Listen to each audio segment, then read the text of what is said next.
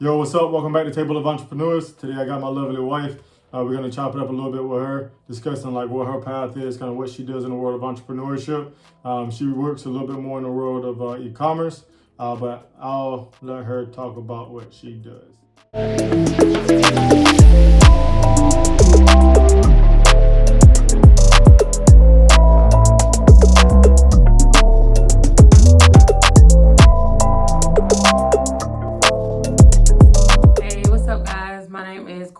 Gamble, aka Simply Dimply, as most of everyone knows me by as far as social media. And I am the CEO of a company called Simply Chains, and I make custom keychains. That's pretty much an easy way to say it. However, it's just resin-based keychains and pocket chains, all kind of chains that can go like on your backpacks or your handbags, anything that you want as far as to accessorize your outfit. It was important for me because we went to Key West and it was like beautiful. We always wanted to go and we never got to go. And while we were there, I just kept collecting these keychains because I just wanted to have this memory of like this place. And I've never been into keychains before. So I started hooking like all the keychains onto one. And I was just telling my husband, man, wouldn't it be cool if like a keychain came like chunky, like already with all the charms and stuff on it. So that way you don't have to like get a whole bunch of different ones. So I didn't see it anywhere, so therefore I created it. And we did it before in 2012 where we did the e-commerce thing, but man, it was so different back then than it is now in 2021. Like with TikTok and Instagram, it completely changed like e-commerce. So that's what I do and that's who I am. She says it's like it's real simple. Absolutely not simple. So for the launch of the business, days and days and days, staying up until 4 o'clock in the morning, going to sleep, getting back up again around 7, doing it for like weeks on end. And then finally the business launched. It's just been a consistent like revamping and rebuilding and growing and trying to expand. So like she said, she kind of had the idea because, we were down in the Keys and one day it's like, I'm collecting keychains from everybody else. Why don't I do my own? And I would encourage you all out there, man, like really try to challenge yourself to get into a world of where like you do things on your own. So I know you say you build keychains. Obviously, I know because I'm your husband and stuff like that. But kind of walk people through the process of, your day-to-day activities, like, where the inspiration comes from. Once you get that inspiration, kind of like what do you do from there? Okay, so I think that first off, let me say a big thing that I have within the business is I am like very creative. So sometimes I just want to create. And then my husband is like, hey, did you see about the taxes? And I'm like, taxes? And he like, did you file this and this? And I'm like, file what? So he kind of be low key like helping me out a lot. Not low key, high key. He be helping me out a lot on the admin side. So sometimes I'll go literally like a week or two, and I will not create anything because I have to like be inspired and I have to like feel it. And then when I do, I just feel like things come to mind. Sometimes I have to like search for different items. Like let's say it's like a gamer and we have like self-defense pieces that help you as far as if like you're getting attacked or something like that, or as a window breaker actually if your car goes under the water or somehow you have your child or something important locked inside of the vehicle, you need to break the window. So we assemble those, but then say it has something like seashell charm on there, or I might have like a Nintendo charm on there, like something that resonates with who the person is. We assemble it all into one with very nice like clasping and make sure it's like silver and gold tone that's not going to tarnish. That's really good material.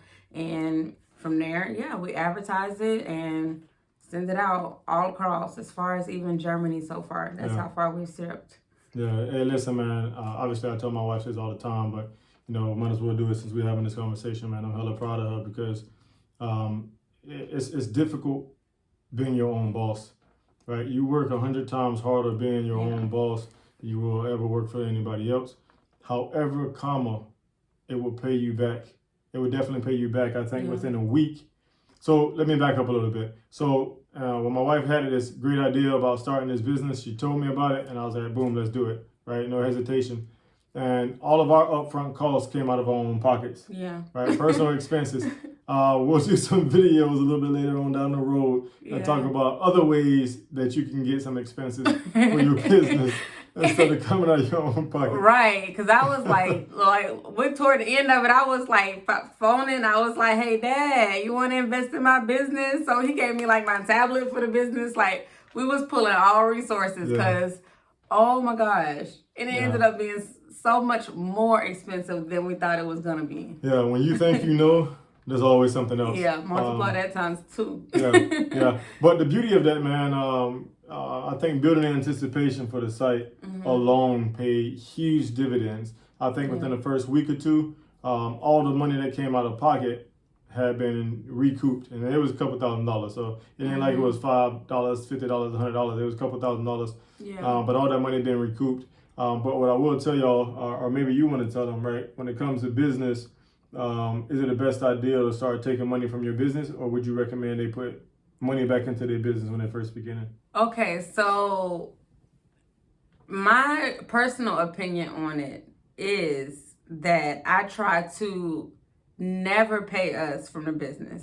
Now, I realize how extremely privileged that must be. I'm just going to be honest, to be able to say, like, we got a whole nother source of income that's so good that we don't even have to touch this, because that's not most people's reality. Most people's reality is that if you leave your job and you go into the field of entrepreneurship, then that can be scary, saying, I'm not going to pay myself, because if you're not going to pay yourself, then how are you going to pay your bills? So that's my personal opinion.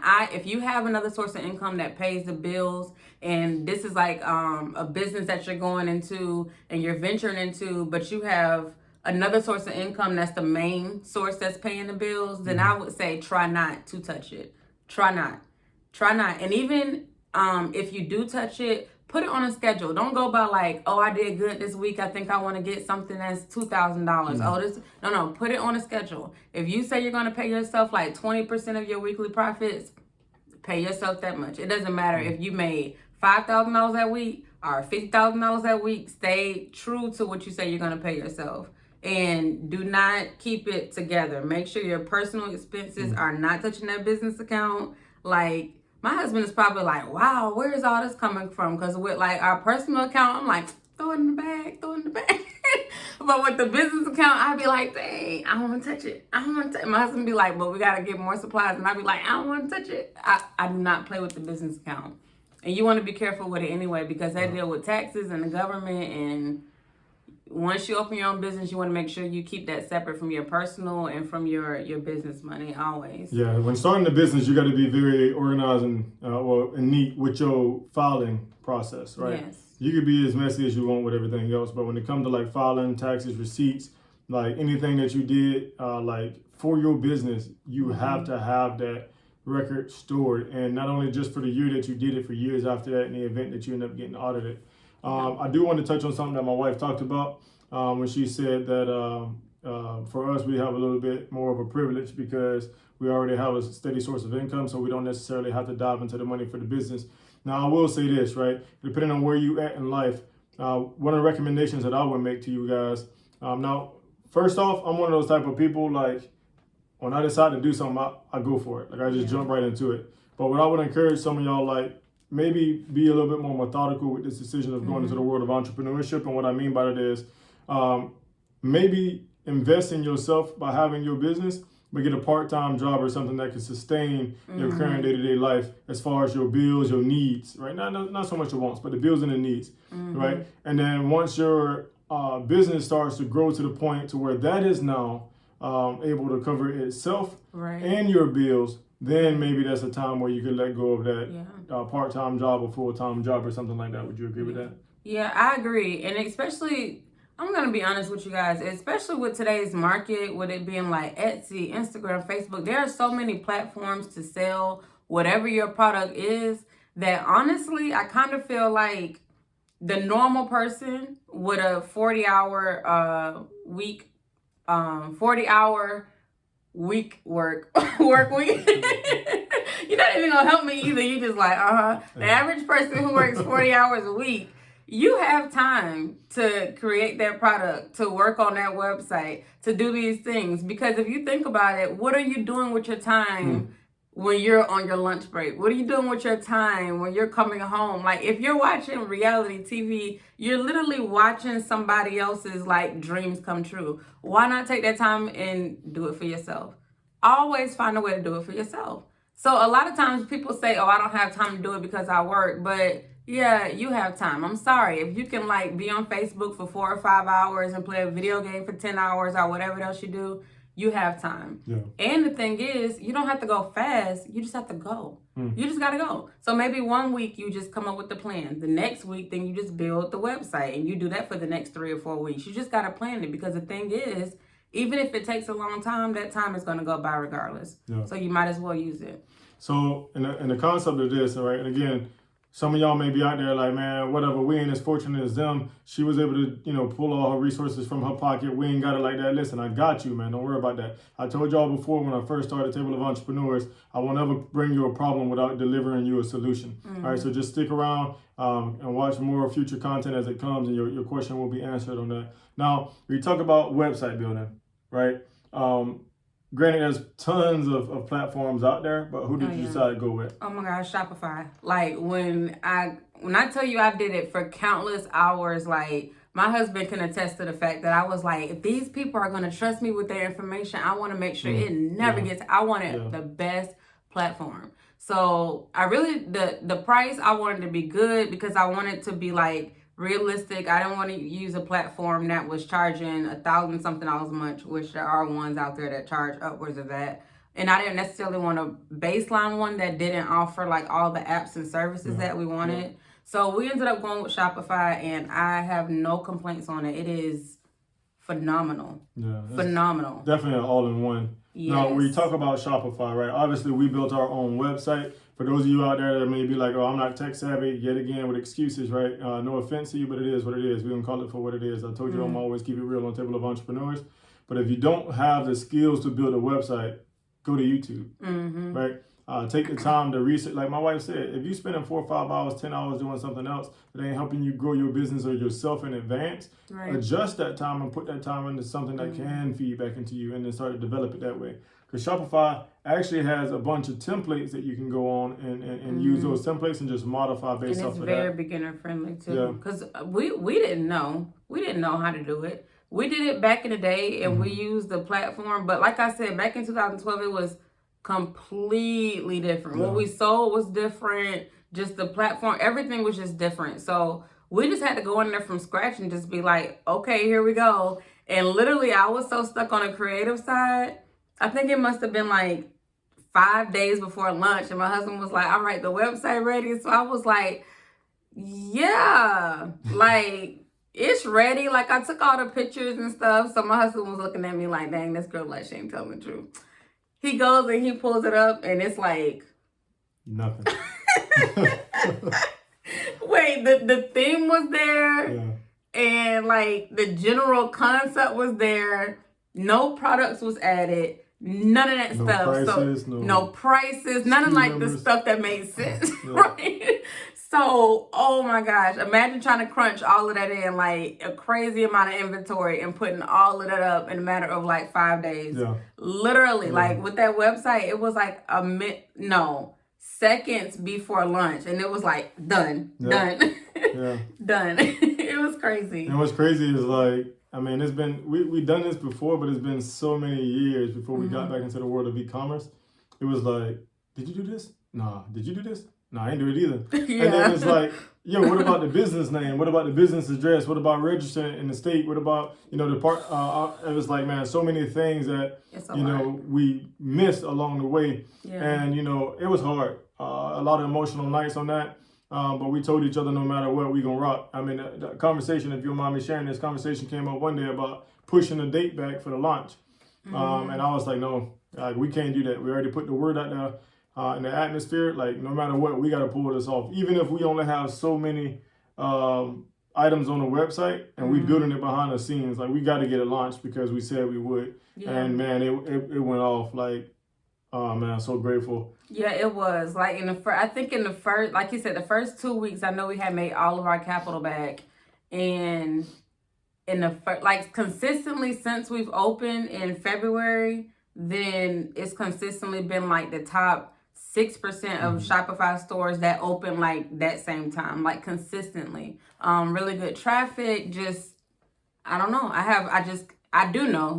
We manifested it. I have no. I know where it came from, and I know that hard work pays off. But it's just sometimes I still look at it and I'm just like, wow. When I hear about just different things, even on YouTube, when our daughter was telling us, most of you remember what she told us last night at dinner? Oh yeah. What she was saying is that most YouTubers, because people upload videos on YouTube like all day long, every day. Like every second is about a new YouTube video going up, and I think majority of those videos don't even get watched, or a few YouTubers only get about 6 subscribers or something like that over the period of doing YouTube. Yeah. And to be honest, I hate to stump on anybody, but I would really contribute that back to consistency. Right, you guys go back and watch some previous videos. I kind of talked about, I'm gonna be real. I wasn't really doing much with YouTube. I just had the idea of starting doing it, and then the day I took it serious, like it went from 16 to now. At the time of this video, is over 80 something subscribers. I mean, every second is constantly growing. So greatly appreciative.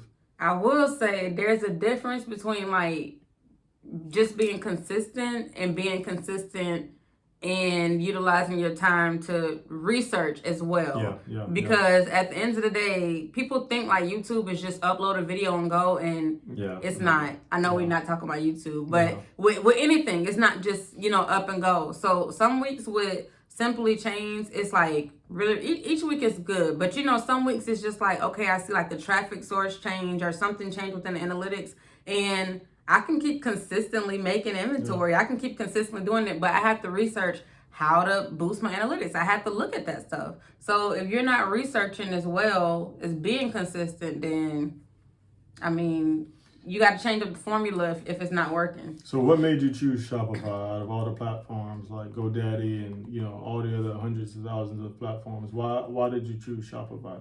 One of the top stores for women's fashion, which is Fashion Nova, it uses Shopify, which to me says a lot, because anytime that a website of that magnitude puts their trust in a server, then it's probably a good server.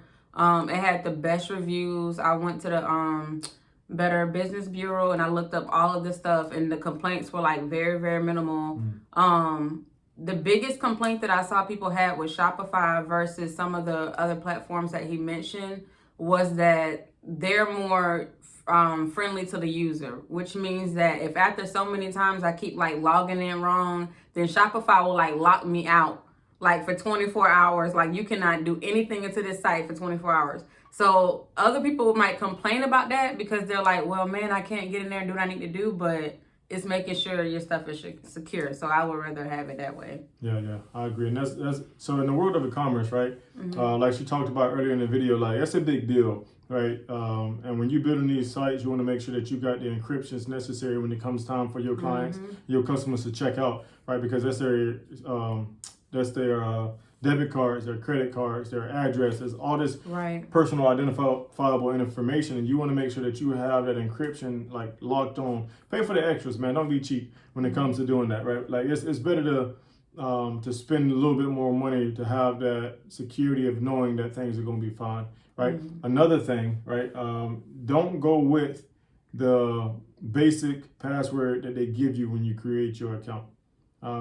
Get yourself a strong password and make sure that it's something that like won't be easily hacked. Because like she said, man, it's a big deal when you're dealing with everybody's stuff. Now, in conjunction with Shopify, I know you also use PayPal. Why do you choose to do it like that? We chose PayPal just because sometimes when I shop online, I don't even shop on places that don't allow me to shop through PayPal. Because I feel like I might look at your site and love your stuff, but I might not trust you enough to give you my credit card information. But through PayPal, I just feel like it's, through that third party. So I love it. So because I feel that way, I just wanted to make sure my customers had the opportunity to, do PayPal if that's their trusted source. Plus, it's quick. It's like a touch of your thumb. If you have an iPhone, you log into your PayPal, and then bam, your information's already in there. It saves time. Yeah. So I definitely want to do that. And their payout is like really, really smooth. We didn't have an issue with them, but they will make sure that you put like all your business information, all of that stuff in there. Shipping. Yeah, shipping and stuff. Oh, and I know people are going to ask. We haven't said it yet, but Shopify is $29.99 a month. Yeah, that's how much we pay. Another thing on that, we talk about PayPal, talk about Shopify. There are some expenses that you do have to pay in addition to that. As far as like when you start making money, there's a certain amount of fees that you get pretty much taxed on. Some other things that you guys need to know when you dive into the world of e-commerce, right? You need to register in the state that you're in for tax. Right, to collect taxes. Your Department of Revenue, you need to do that. So for Florida, this is kind of how we did it, right? We go to SunBiz, which is how we register the name to ensure that nobody else had that name or doing business under that name in that state. And then we register with the Department of Revenue. We got the EIN number, which is your business social security number. Once you have all of those things like that, right, and that's how you're able to start your business account with Shopify, because they will ask you for that information along with PayPal if you end up creating a business PayPal account. You talked about having your business money separate from your personal money, right? How do people do that? Like I said before, I think the biggest thing is to make sure it stays on a schedule of how much you know that you're consistently paying yourself out. And to me, that just helps it to not get muddy, because you'll just emotional buy. And if you have a really, really good week, then you'll be like, oh man, I want to do this. But the crazy thing about having your own business is you can do that if you want. You can say like, oh, I want to give myself like a birthday bonus or a Christmas bonus. You can do that, but you just got to keep a record of it. Always keep a record of that money that's flowing out, where it's flowing out to, and why it's flowing out to that source. It's just so important. Yeah. So from day one, I just always knew to just keep it separate. We don't even use the same bank for the business and the personal checking. That's how separate I try to keep it. Yeah, completely separate bank accounts. And that's a big deal. So when you start doing businesses where you're going into partnerships and stuff like that, be careful. The IRS will come after you when you start getting into that muddy, unclear waters of mixing your two accounts, because it has, literally by law, it has to be separated. Now, there are some loopholes when you are sole proprietor and stuff like that. I was just gonna say before I forgot too, with the taxes, you only have to register in the state that you live in. However, once you start selling a certain amount, then you have to look at state laws, because I know like for like North Carolina, South Carolina, California, a couple other states, if you sell if you sell over $50,000 worth of inventory to people who live in those states, only in that state. Yeah, only in that state, then you got to start taxing. So it's kind of weird, but for a small startup, that's probably not an issue. But once your business gets booming, which hopefully it does, you know, then you have to look at that. Yeah. Now, I would also like to ask you, because I ask this with everybody, right? What challenges have you faced? Have you ever thought about giving up? And then kind of like what kind of kept you going? Because clearly you're still doing it. Okay. I'm going to be really honest. And people probably going to be like, what? That's the biggest one? One of the biggest challenges that I actually face on a day-to-day is directing people to information that's already all over the internet. Like, it's so much of my day. Like, people will like email me what is, like, asking me what is a shipping policy, when the website has a whole page dedicated. So sometimes it's just like, dang, that's like an extra step of being like, if you go to the website, you know what I mean? And then you could do it, but it's just so much of that minor stuff that you don't think about if you're not like dealing with it on day to day, because you don't have to do it. But a lot of like redirection type of stuff. Yeah. I'll say unexpected expenses. Thankfully, we haven't had any. No majors, yeah, since the beginning. Because in the beginning, when I was gonna push back the lunch day, it's because we had ordered like $1,500 some worth of stuff from this one vendor, and they was like, "Oh, it won't be there till like April." So then I was like, we already had like a whole bunch of inventory there, but I needed, like, at the time it was like miscellaneous stuff, like pom-poms, defense pieces. And my husband was like, I'm trying to figure out like, what is she doing? And I was like, it's not going to make sense till I get the other part. Yeah. So literally had to like go online, order $1,000 worth of more inventory for it to be here, like rush ordered. It was crazy. So sometimes it's unexpected expenses. I think sometimes you be thinking you're gonna do really good, and you just gotta relax. Like I don't like live watch the website anymore, because you'll look at it and be like, okay, it's 40 people on the site, 40 people on the site, and then like 30 minutes later, you be like, dang, I ain't get no sale when it was you know what I mean? So I don't play with my feelings like that no more. I stay off of that, mind my business, let it do what it does throughout the day. That's the biggest ones. What major advice would you give to some of the newer entrepreneurs that want to get into the world of jewelry? And what kind of complexities, not so much as the e-commerce portion of it, but just like going out, finding the items that you're going to get, building it, like, for somebody that want to do it exactly the way you do it, what advice would you give them? I would say do your research. I remember a long time ago, I can't remember if it was in an interview or something, but there was somebody saying like that rich people never want to give you like the keys to their success, right? It's always like this secret type of club.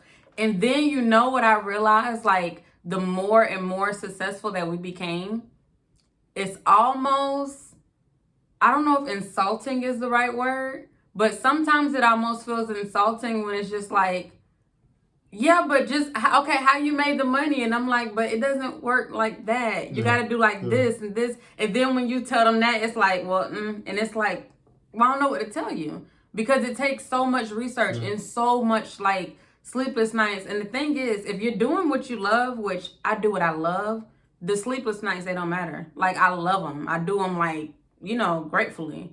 However, if you don't go into it with that head and you're going into it with just the idea of just like, I'm going to make money and I'm not passionate about it, it's going to show. Yeah. So pick something that you're passionate about. Take the time to find like really good vendors.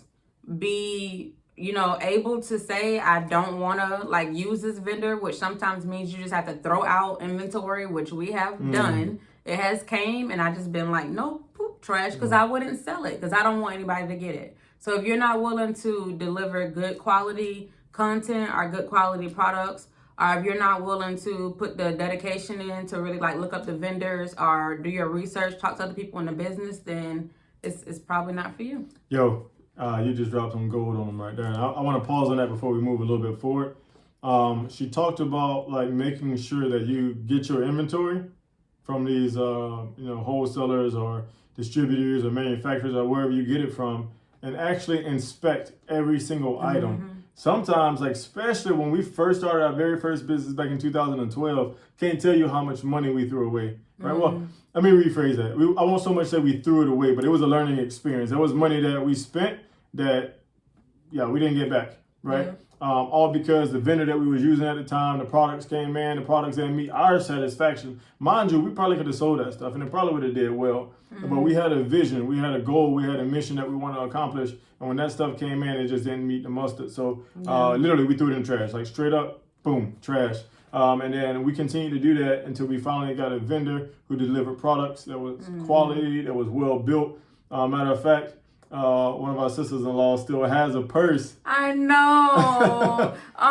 Keisha, she was like, hey, Keisha. She watching. The other day we was on the phone and I was like, oh my gosh, I love your purse. And she was like, thanks. You know where I got it from? And I was like, no. And she was like, Virtuous Charm. And I was like, oh my gosh. And it still looked good. She done washed it, everything. Yeah. It's crazy. All those years later. And that's why there's value and benefit in making sure that you inspect that quality, because if people spending their money, man, people want to make sure that they're getting something that's going to last them. Yeah. So when you do business, there are morals in the game of business. Make sure you follow those to a T, because good customers, right, will refer their friends to you if you do good business to them. Yeah. Right? But you got to be thinking about your customers, like she said. Don't so much think about yourself and your pockets. So we're going to get ready to roll this up because we're almost out of time. However, I would like to ask you, and I know you said this is a big part of your day, but if anybody wanted to reach out to you. Don't. No, I'm just kidding. I'm just playing. I'll be answering all your little emails, talking to y'all. How can, even if they don't want to ask you questions about the business, but obviously you're beautiful, you got a great smile, you got a great personality, and maybe they just want to connect with you, right? What social media platforms are you on? What's your business email? All that good stuff. Okay, so y'all ready? Y'all got y'all little pencil and y'all paper down or whatever? Okay, here we go. So my Instagram is simply SIMPLEE_Dimplee, DIMPLEE, and that is my Instagram. The one for the business is Simply Chains, and Simply is spelled the same way, double E, and it has an underscore in between Simply and Chains. The business email is simplychains@gmail.com. The website, which will be linked below, is simplychains.com. Mm-hmm. Facebook, Simply Chains. And I think that's everything. I feel so old because I have not figured out Twitter. And I've tried so many times. Yeah, Twitter, a whole nother animal. If anybody I'm serious, even if y'all just got a regular Twitter account and y'all just know how all the regular functions work, I'm so serious. Just like drop us a comment, let us know. Because I didn't try YouTubing it, and I feel like I really need somebody to like walk me through the steps of Twitter. I don't get it. I don't even know what it's for. Speaking of YouTube, do you happen to have a YouTube? I do have a YouTube. Actually, I have a YouTube and we have a YouTube that we actually are getting ready to be active back on, so y'all can see like the family side of this man. I know y'all always see like, yo, what's up? You know this your man Cornelius Line. I know y'all always see that, but he low key is like super goofy. Yeah. So the channel is Meet the Gambles. And make sure you guys subscribe to that one. Go ahead and get us to 1,000 subs. And my personal one is Simply Dimply. Double E. All this stuff will be down in the description below, man. Please go check her out. Honey, I thank you for taking the time to, chop it up with me here at Table of Entrepreneurs and give this information out to all the people out there that are looking to do things at what you do. So, to all the entrepreneurs out there, to all the individuals just checking out the video, man, much respect, much appreciation. Until next time.